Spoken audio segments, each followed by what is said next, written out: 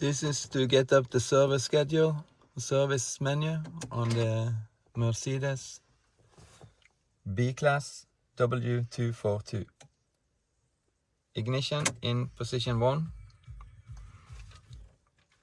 And then you have to push away the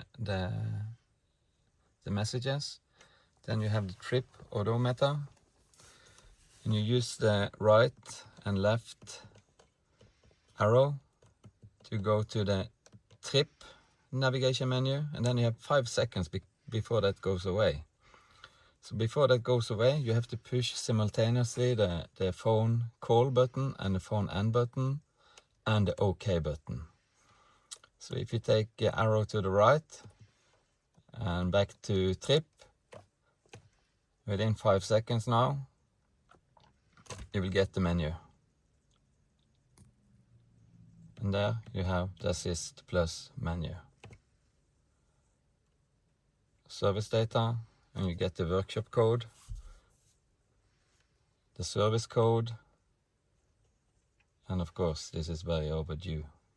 Thanks.